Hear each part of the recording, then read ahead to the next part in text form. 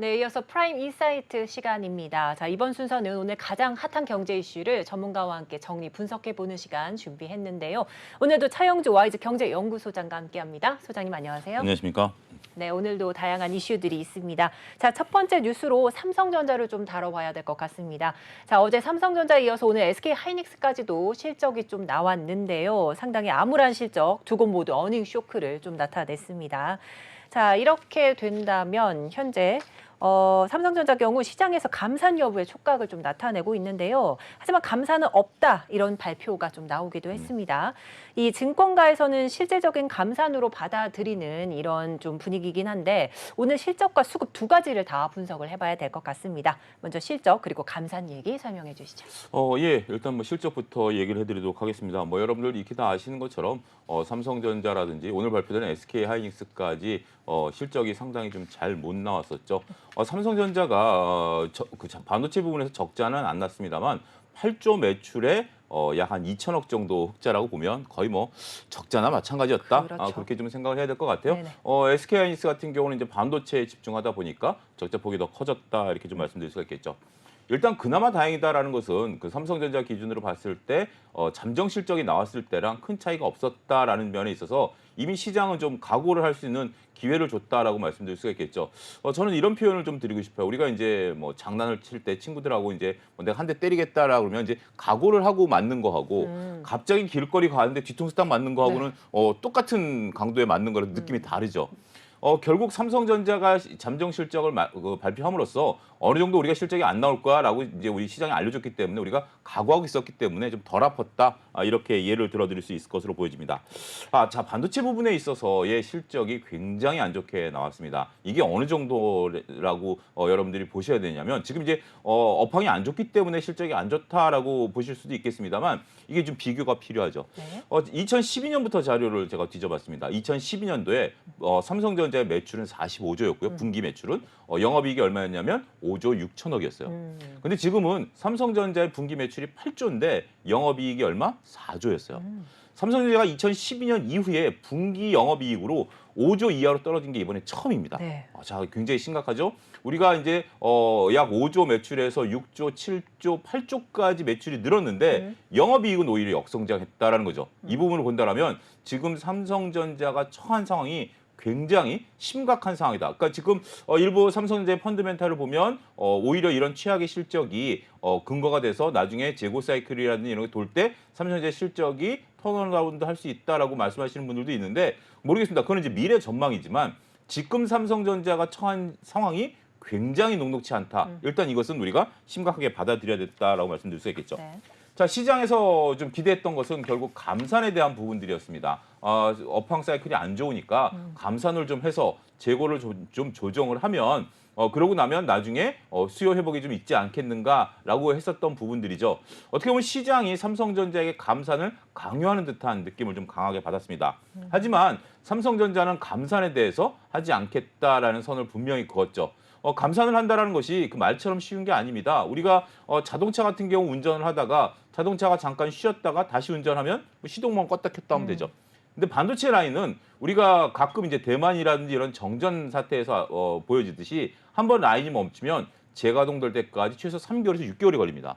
그렇기 때문에 더군다나 이제 뭐 정전 같은 경우 갑자기 멈추기 때문에 라인에 있는 것 기존에 라인에 있는 거 다 빼야 돼요. 네. 다 빼고 새로 깔아야 되는 시간이 있습니다만 감사는 어느 정도 이것을 조절할 수 있다 하더라도 최소한 3개월이 걸리기 때문에 그러한 부분들에 있어서 그리고 이 3개월 뒤에 공장을 가동한다라는 면에 있어서 또 수율이 정확히 나오는지도 체크를 해봐야 되는 네. 복잡한 문제가 있다라는 거죠. 그렇기 때문에 감사는 그렇게 쉽게 결정되지 않는 거죠. 또 한 가지 어제만 하더라도 시장에서 긍정적으로 봤었던 게 2022년도에 캐펙스 투자, 소위 설비 투자를 약 53조 정도 했는데 올해도 그 정도 할 것이다라고 얘기를 하면서 시장에서는 야 감산도 안 하고 설비 투자까지 하는 거야? 야 그러면 삼성전자가 먹고 살만하네? 뭐 이런 느낌들을 좀 받았었던 게 사실이죠. 하지만 오늘 이제 증권사들의 리포트 한 10군데 리포트의 제목을 보면 가장 재밌었던 제목이 그겁니다. 감산 아닌 감산 정책. 이것이 이제 화두가 됐고 대부분의 이제 뉘앙스들은 다 그런 뉘앙스였어요. 그게 뭐냐면 결국 반도체라는 게 우리가 이제 갖고 있는 특성이죠. 우리가 자전거를 탈 때 자전거가 넘어지지 않으려면 어떻게 되죠? 바퀴를 계속 굴려야 되는 거죠. 네. 반도체 같은 경우 계속해서 신기술을 하기 위해서 계속해서 투자를 해줘야 됩니다. 우리가 이제 삼성전자 같은 경우 50조의 설비 투자를 작년에 했고 올해도 해줘야 돼요. 이게 멈추는 순간 반도체는 더 이상 발전이 없는 거예요. 우리가 과거에 이제 그 대표이사 중에 황시성을 가신 분이 있으셨고 그분이 소위 반도체 업계에서 황해 법칙을 만들어낸 거 아니겠습니까? 1년에 집적 회로가 2배씩 늘어나는 거. 더 이상의 이제 황해 법칙은 이제 적용되지 않을 정도로 고도화가 됐었습니다만 그 법칙이 적용되려면 어떻게 되는 거죠? 설비 투자를 꾸준히 해야 된다라는 거죠. 그런데 이번에 삼성전자의 설비 투자는 표면적으로 보면 금액은 같습니다만 내용이 좀 다릅니다. 그래서 감산 아닌 감산이다라고 하는 건데 라인을 증설한다라든지 라인을 보강하는 게 아닙니다. 이번에 캐페스 투자의 대부분은 노광 장비. 결국 여러분들이 지금 화면에서 보시는 것처럼 반도체를 입히는 게 지금 레이저를 입히는 거거든요. 저게 노광 장비입니다. 노광 장비에 대한 투자, 그다음에 클린룸. 반도체를 하게 된다라면 미세먼지가 들어가면 안 되죠. 클린룸에 대한 신축, 그다음에 새로운 반도체에 대한 개발 이런 쪽으로 집중을 하겠다라는 거죠. 결국 증권가에서는 기존 라인을 가만히 놔두면 이게 이제 생산성이 떨어지기 때문에 그 부분에 있어서 감산 아닌 감산이 되는 거고 네. 이 50조 투자하는 것은 결국 미래 먹거리를 투자하는 것이지 지금 반도체를 더 만들어서 재고를 쌓아가겠다라는 전략은 아니다. 그렇기 때문에 나름대로 감산이라고 얘기는 안 했습니다만 시장 감산으로 받아들인 거고 그렇게 해서 오늘 주가의 방향성이 조금 움직인 것도 일부 있었다라고 좀 말씀드릴 수가 있겠죠. 네. 일단 지금 19년도에 업황 사이클을 비교하시는 분들이 많이 계셨기 때문에 다른 방송에서도 그런 얘기를 많이 들으셨을 겁니다. 근데 오늘 SK하이닉스의 컨퍼런스 콜에서 나온 얘기가 상당히 주목이 되고 있는데요.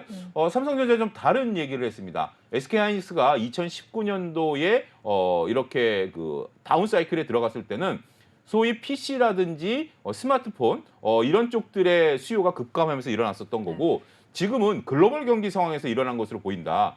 그리고 이것을 턴하게 하려면 글로벌 경기 상황보다는 AI라든지 플랫폼 쪽이라든지 이런 쪽 투자가 늘어나야 된다라는 면에 있어서 어떻게 보면 SK하이닉스가 우리 투자자들이 듣고 싶어하는 얘기를 컨퍼런스 콜에서 정확히 얘기했다라고 좀 말씀드릴 수가 있겠고 그 부분을 우리가 좀 지켜봐야 되겠죠. 결국 우리가 얼마 전에 다뤘습니다만 미국의 한 언론사에서 바클레이즈죠. 바클레이즈 증권사에서 얘기했던 게 삼성전자라든지 미국의 반도체 업황이 좋을 것으로 본 것 중에 하나가 AI에 대한 투자 아니겠습니까? 이 바클레이즈가 이제 그런 부분에 중점에 그 관심 있게 봤다라는 거하고 이번에 SK하이닉스의 컨퍼런스 콜을 하고를 본다라면 어느 정도 일맥상통하는 면이 있다라고 좀 봐야 되겠죠. 하지만 업황 둔화에 대한 우려감은 상존해 있다라는 측면에 있어서 지금 현재 최악의 국면을 지나가고 있는 것이고 업황에 대한 둔화감은 여전히 살아 있습니다만 미래에 대해서 바라보는 눈도 같이 존재합니다. 결국 우리는 먼 미래는 밝을 것에 대해서는 확신을 하지만 아직까지는 이 어두운 터널이 한 분기짜리 터널인지 1년짜리 터널인지는 아직은 가늠하기 쉽지 않다. 이렇게 말씀드릴 수가 있겠습니다. 네, 이렇게 반도체 혹한기까지 좀 거론이 되는 상황 속에서 삼성전자 어닝 쇼커가 더욱 크게 좀 작용을 하고 있습니다.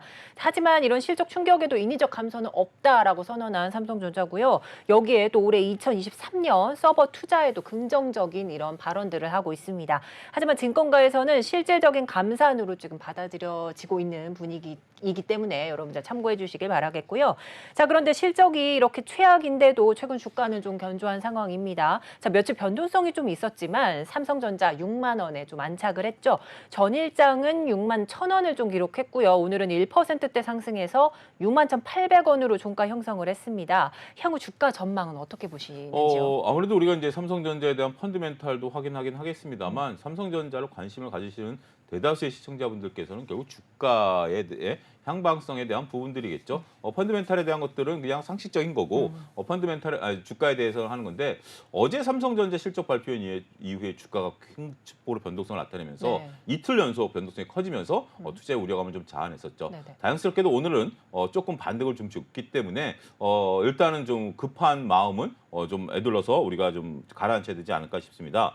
일단 삼성전자가 주식시장에 차지하는 위치부터 여러분들이 다시 한번 되새기셔야 될 것 같습니다. 삼성전자는 삼성전자만의 모습이 아니라 국내 주식시장을 대표하는 대표주로서의 역할을 하죠. 삼성전자가 움직이면 주가가 올라가는 게 사실이고 삼성전자가 떨어지면 주가가 떨어지는 게 사실입니다. 그나마 다행스러운 것은 LG 엔솔이 들어오면서 과거에는 외국인들이 삼성전자를 사놓고서 선물 플레이를 마음껏 할 수 있었어요. 그게 참 그래서 속된 말로 우리나라가 현금 지급기와 같다 이런 표현이 있었는데 네. 지금은 이제 선물 플레이를 하려면 삼성전자와 LG엔솔을 같이 있어야 되는데 이게 조금 업황이 다르죠. 하나는 반도체고 하나는 2차 전지니까 그래서 선물의 변동성이 좀 잦아지는 면도 있습니다만 어찌됐든 지금까지 그래도 삼성전자의 위상은 변한 게 없다. 역시 지수와 연관성이 있다는 거죠. 1월 달에 외국인들이 6조 순매수한 부분을 저희가 어제 다뤘었죠. 하지만 대부분이 반도체를 샀고 이것이 결국 삼성전자의 주가를 끌어올렸다는 거죠. 1월 달에 외국인들의 순매수가 들어왔었던 부분들은 우리뿐만이 아닙니다. 중국 시장에도 들어왔고 신흥국 쪽으로 다 같이 들어왔고 그러니까 이것을 종합해서 보면 결국 신흥국 중국과 우리나라 가릴 거 없이 신흥국 쪽으로 자금이 들어왔고 이 자금은 지수를 샀고 지수를 샀다라는 것은 뭐죠? 삼성전자를 샀다. 결국 삼성전자의 펀드멘탈에 집중하기보다는 우리나라 지수를 사면서 어쩔 수 없이 삼성전자를 샀다. 이 표현이 좀 약간의 좀 거북스러울 수도 있겠습니다만 만약에 우리나라를 대표하는 게 삼성전자가 아니라 뭐 땡땡 종목이다라면 땡땡 종목을 샀었겠죠.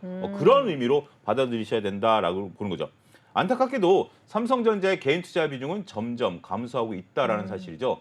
외국인들이 6조의 순매수를 하는 동안 1월 달에 개인들은 6조의 순매도를 했고 이 자금은 주시장에서 현재 이탈된 것으로 확인이 되고 있습니다. 왜냐하면 고객이탁금이 2조밖에 안 늘었기 때문에 4조는 빠져나간 거죠.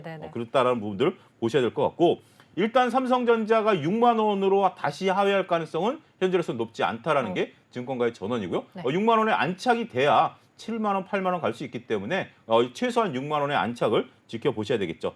일단 펀드멘탈이 최악의 국면으로 들어가고 있습니다만 기대감들이 여전히 높다라는 측면으로 좀 봐야 될 것으로 보여지고 있기 때문에 자 정리해드리면 펀드멘탈은 지금 현재로서는 최악이고 미래에 대해서는 나름대로 긍정적으로 보는 시각이 있다. 그리고 삼성전자 주가가 최근에 오르긴 했습니다만 결국 외국인 수급에 기인한 모습이들이고 1월 13일 어제 모습만 보더라도 외국인들이 빠져나가면 주가가 조정을 받을 가능성이 있기 때문에 삼성전자에 대해서 주가에 관심이 있으신 분들은 안타깝게도 외국인들의 수급을 잘 체크해야 되지 않을까 말씀드릴 수가 있겠습니다. 네, 그렇습니다. 국내 주식시장을 좀 주도하는 회사가 바로 삼성전자이기 때문에 단독 행보로만은 볼 수 없습니다. 따라서 이 삼성전자의 움직임에 시장도 민감하게 반응을 하는 것 같은데요. 자, 올 들어서 외인들이 6조 순매수를 했는데 그중에서 대부분이 반도체로 좀 풀이가 되고 있습니다. 따라서 삼성전자의 외인들의 좀 매수세도 들어오고 있는 상황인데요.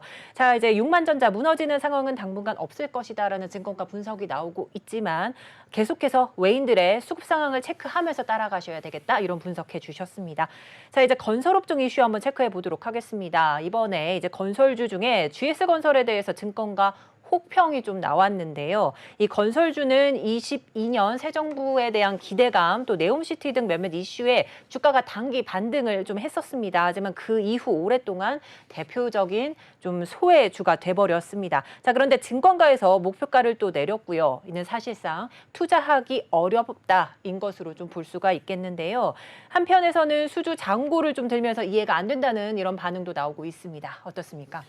예, 일단은 뭐 건설 쪽들 얘기하고 그다음에 이제 조선업종과 같이 좀 보셔야 될 것 같아요. 왜냐하면 대표적인 수주업종이기 때문에 수주업종들이 지금 현재 막대한 수주 잔고가 있음에도 불구하고 주가 못 올라가는 대표적인 두 업종이죠. 물론 조선주 같은 경우 어제 이제 좀 주가가 올라갔습니다만 오늘 조금 아직까지는 바닥권에 있기 때문에 두 종목을 같이 봐야 돼요. 수주 산업이 갖고 있는 특징은 뭐냐면 우리가 핸드폰과 수주는 다르죠. 핸드폰은 만들어 놓은 제품들을 일반적인 그 고객들을 대상으로 파는 것이고 수주는 맞춤형이에요. 우리가 예를 들어서 GS건설이 지은 자이라는 아파트 브랜드가 내부 모습은 거의 비슷하다 하더라도 짓는 상황이 모래 땅에 짓는 아파트가 있고 바위에다 짓는 아파트가 있고 예를 들면 산꼭대기에 짓는 아파트가 있기 때문에 공법이 다 다를 수밖에 없겠죠. 이게 바로 수주 산업의 특징이다라고 말씀을 좀 드릴 수가 있겠습니다. 자, GS건설의 하나증권, 이게 하나투자증권이 이름이 하나증권으로 바뀐 겁니다. 하나증권이 목표가를 하향 조정하면서 매매 의견을 중립으로 바꿨어요. 보통 목표가를 하향하더라도 매매 의견을 바이라고 표현하는 경우가 대다수인데 중립으로 했다라는 것은 원래 이제 증권사들이 우리가 일반 투자자들이 원하는 매도 의견을 냈으면 좋겠는데 매도 의견을 솔직히 못 냅니다. 네. 내는 순간 일단은 GS건설이 하나투자증권의 출입을 금지시키기 때문에 네. 중립을 했다라는 것은 행간의 뜻을 읽어본다면 거의 매도 의견이다 이렇게 그러니까 현실을 받아들이셔야 될 것 같아요. 왜 매도라고 말 못하느냐고 하나증권을 뭐라고 그러시는 게 아니라 네네. 저 정도면 매도 의견이다라고 좀 보셔야 될 것 같아요. 일단은 하나증권의 리포트 내용을 보면 주택 부분의 매출 부분이 중요한 이런 목표가를 내리는 요소가 됐다라고 좀 말씀드릴 수가 있겠죠.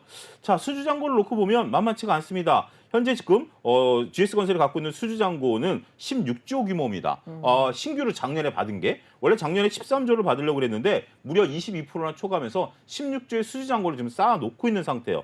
따라서 수주와 실적과의 이제 괴리를 얘기하는데 이 수주가 좀 안타깝게도 그러니까 수주를 받아서 바로 착공하는 게 아니라 이것을 착공하고 완공하는 데까지는 시차가 발생할 수밖에 없습니다. 일단 수주를 받아놓는다 하더라도 올해 착공하는 것이 있고 내년에 착공하는 것들이 있고 더군다나 건설사들 같은 경우는 공사 진행 상황에 따라서 매출을 잡거든요. 아파트를 짓는데 한 2년 정도 걸리면 처음에 딱 어떻게 시점에 매출을 잡아야 되느냐, 완공하고 매출을 잡아야 되느냐 이런 것들이 문제가 있기 때문에 네네. 진행 상황에 따라서 매출을 잡는 거예요. 근데 2년 동안 진행하는 동안에 얼마나 수많은 일들이 벌어집니까? 특히 GS건설 같은 경우 작년에 어떤 일이 벌어졌죠?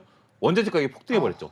인건비도 폭등해버렸죠. 네네. 막 이러다 보니까 처음에 계획했었던 것보다 원가율이 올라간 거죠. 작년에 재무제표가 안타깝게 악화된 것 중에 하나가 모 건설사 같은 경우 원가율이 120%가 된 경우가 있어요. 그러니까 예를 들어 100억짜리를 만들었는데 원가가 120억이 들어간 거예요. 네네. 물건은 만들어야죠. 그런 과정이 있었다라는 부분들을 봐야 되겠죠.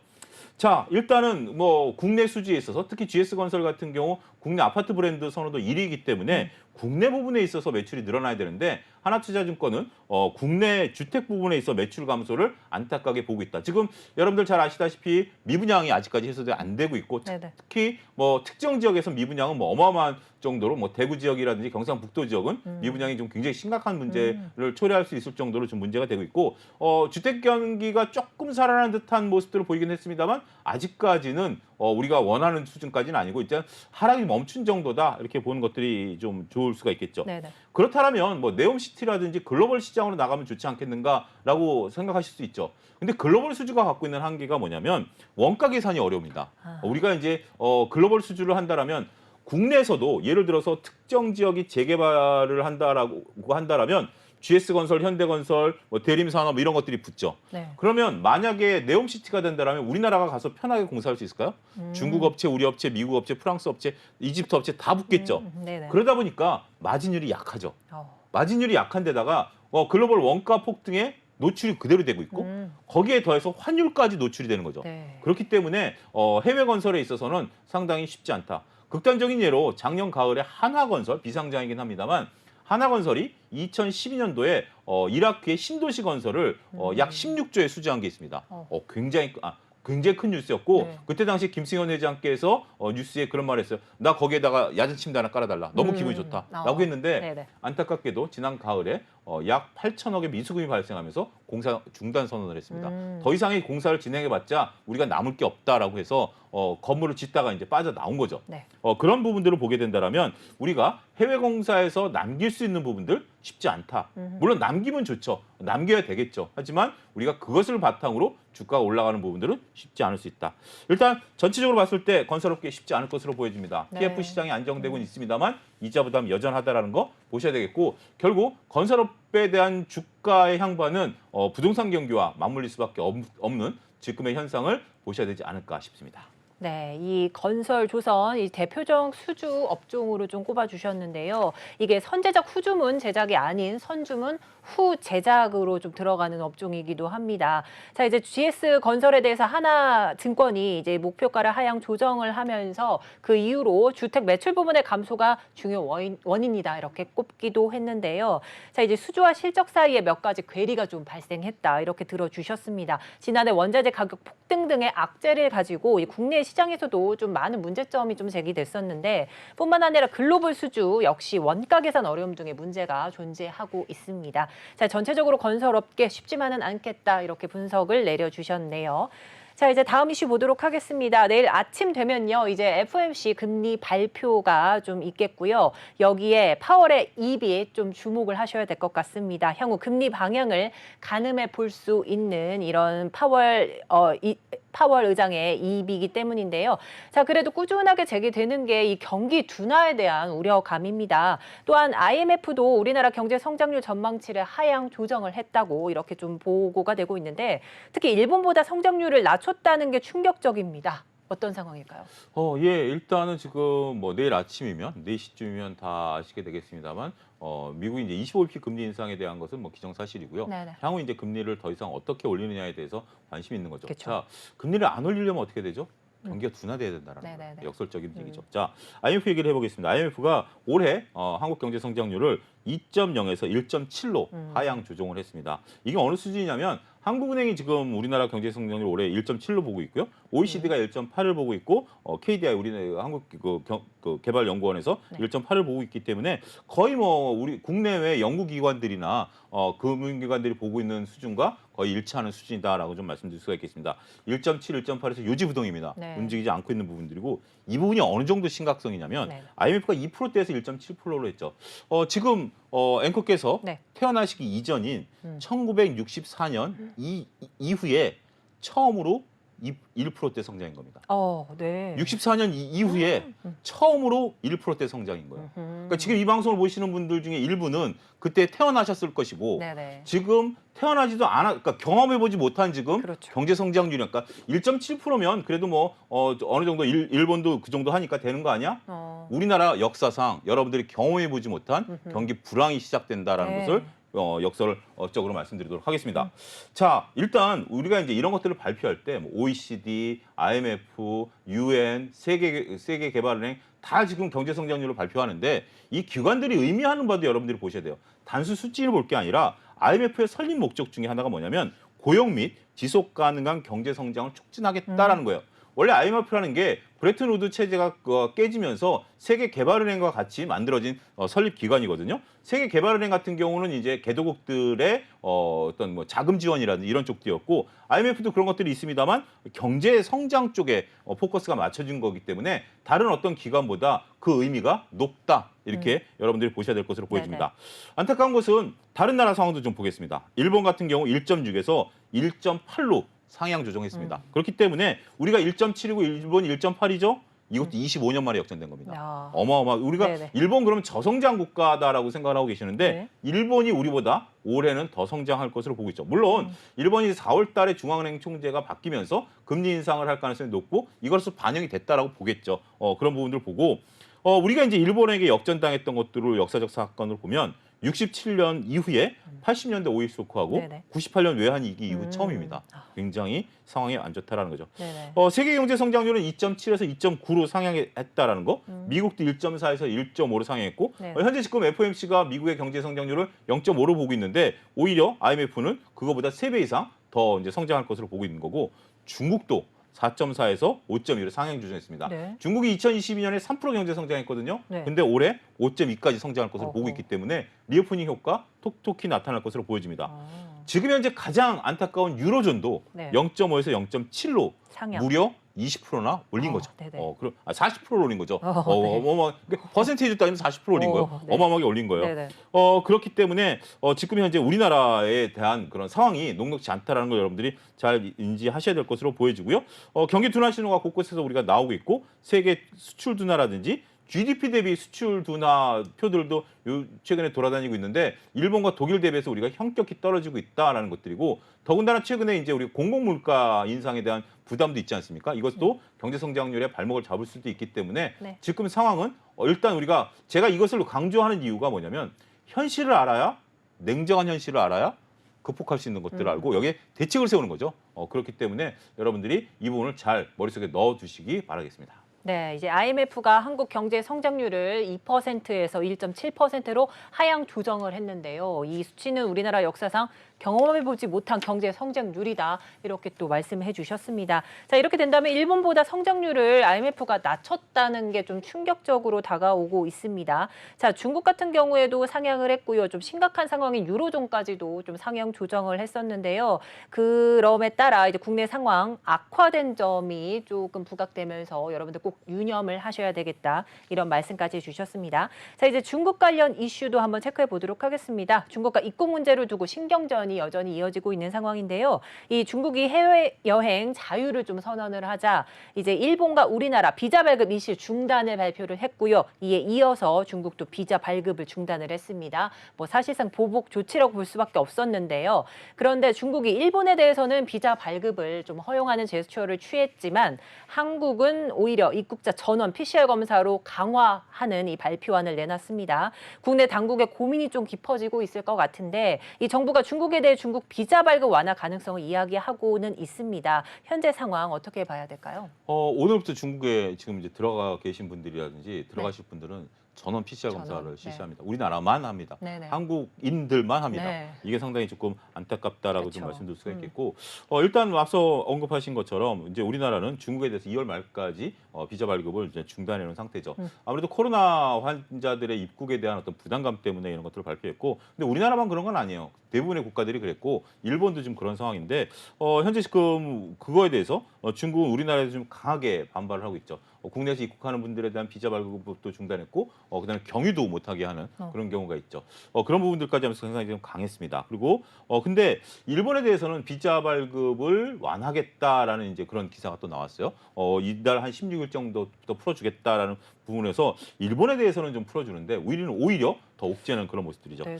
중국 네티즌들의 반응도 상당히 조금 좋지가 않습니다. 물론 네티즌들이라고 한다라면 중국의 이제 그 젊은 분들이 많을 텐데 한국에 가지 말자, 동남아로 여행 가면 된다, 우리 갈 곳 많다, 이런 얘기들이 나오면서 지금 이제 그런 운동까지 벌어지고 있다라는 거죠. 여기에 이제 우리나라 이제 당국자들의 이제 고민이 있는데 총리께서 그런 언급을 하셨어요. 일단은 우리가 조금 유연하게 대처해야 되는 거 아니냐라는 부분들을 얘기를 했고 이에 발맞춰서 우리나라 보건 당국에서도 현재 지금 중국에서 입국하시는 분들 우리도 한 주권에서 따로 PCR 검사를 하고 있는데 그렇게 그 퍼센티지가 높지가 않기 때문에 우리나라 방역으로 충분히 가능하다 이렇게 좀 보고 있는 거죠. 아무래도 현재 지금 우리가 중국과의 어떤 교역 수준이라든지 이런 부분에서 상당히 좀 차지하는 비중이 높기 때문에 단순히 관광객만 왔다 갔다 하는 것들이 아니라 기업체에 계신 분들 중국에서도 다양스럽게 이제 기업 하시는 분들에 대해서는 비자를 일부 허용하는 것으로 하긴 했습니다만 많은 불편함들이 있죠. 그리고 우리나라 산업도 지금 현재 힘들어요. 여러분들 아시다시피 우리나라 산업 곳곳에 중국 소위 우리 동포분들이 차지하시는 비중도 상당수 존재하는데 그게 코로나 기간 동안 공백기가 생겼었잖아요. 그런 부분들도 있기 때문에 정부 당국자의 고심이 깊어질 것으로 보여지고 일단은 어쨌든 시간이 흘러감으로써 이 부분은 서로 간에 타협이 될 가능성이 있다라고 보는 거죠. 자, 이런 것들이 그러면 어떻게 우리가 이제 이 뉴스를 다뤄야 되느냐 여러 가지 뭐 정치, 경제 여러 가지로 다룰 수가 있겠습니다만 저희는 이제 경제 쪽으로 보면서 특히 자산 시장 쪽으로 봐야 되겠죠. 결국 중국의 리오프닝이 이제 우리나라에 본격적으로 피부로 다가올 수밖에 없기 때문에 중국 관련주들에 대한 어떤 반등 이런 것들이 나타날 가능성도 있다라는 거죠. 이런 얘기가 나오면서 오늘 오전만 하더라도 중국 관련주들이 약간 좀 나타나긴 했었습니다. 그런데 구분하실 필요가 있다라고 보여집니다. 결국 여행객들은 늘어날 것이고 중국 분들이 오시면 가장 좋아하는 게 카지노거든요. 카지노에 대한 수요는 충분히 늘어날 것으로 보여집니다. 중국은 단체 우리가 이제 여러분들도 뭐 친인척분들이나 친구분들과 단체로 해외를 나가면 우린 관광지로 보잖아요. 근데 중국 분들이 단체로 우리나라에 오면 우리나라 카지노 꼭 들러야 됩니다. 거의 필수 코스예요. 우리 어떻게 보면 뭐 면세점 필수 코스인 것처럼 카지노가 필수 코스입니다. 그런 정도로 카지노에 대한 트리거가 존재한다라는 거고 안타깝게도 화장품은 아니에요. 오늘 이제 아모레퍼시픽이라든지 LG생활, 특히 LG생활건강이 실적 발표가 나오면서 주가 큰 폭으로 하락을 했는데 이쪽은 현재 중국에서 잘 안 팔립니다. 중요한 것은 중국에서의 절대 판매량뿐만이 아니라 판매 순위죠. 얼만큼 우리가 이제 제가 항상 강조하는 게 시험 성적도 중요하지만 내가 반에서 몇 등 했느냐가 더 중요한 거 아니겠습니까? 근데 지금 우리가 아모레퍼시픽이라든지 LG생활건강 같은 게 중국에서 등수가 점점 떨어지고 있어요. 어디서 확인이 가능하느냐? 중국 온라인 쇼핑인 광군제에서 확인이 가능합니다. 2021년에 우리 아모레퍼시픽의 광군제 매출 2위였어요. 근데 지금 최근에 일어난 광군제에서 아모레퍼시픽 매출 7위까지 떨어졌습니다. 그렇기 때문에 그런 부분들 보면 화장품은 이제 중국발 모멘텀은 사라졌다라고 보는 게 좋아요. 왜냐하면 남성분들이 오해하는 것 중에 하나가 야 화장품이라는 거 아무나 쓰면 되는 거 아니야? 여성분들 절대 그렇지 않습니다. 맞습니다. 본인들 피부에 맞는 것만 쓰다가 우리나라 화장품이 좋다는 건 알았습니다만 코로나 국면에 못 들어왔잖아요. 그러다 보니까 중국 로컬 업체 제품을 쓸 수밖에 없었고 써보니 좋네라고 하니까 그냥 그거 쓰는 거예요. 한국 제품이 다시 들어오니까 다시 받고 이런 여성분들은 거의 없습니다. 그렇기 때문에 화장품에 대한 특성도 알아가시면서 여러분들이 투자 아이디어를 얻으셔야 되지 않을까 싶습니다. 네, 이제 중국이 1일부터 한국 입국자 전원에 대해서 PCR 검사를 좀 통보한 상황입니다. 자, 이러한 상황 속에서 중국의 강경 반응에 이 정부는 유연한 대응을 좀 모색해야 될 것 같은데요. 이 중국에 의존하는 산업과 기업이 많기 때문에 하루빨리 좀 타협을 보셔야 될 것 같습니다. 자, 오늘 말씀 여기까지 듣도록 하겠습니다. 지금까지 차영주 YG경제연구소장과 함께했습니다. 감사드립니다. 감사합니다.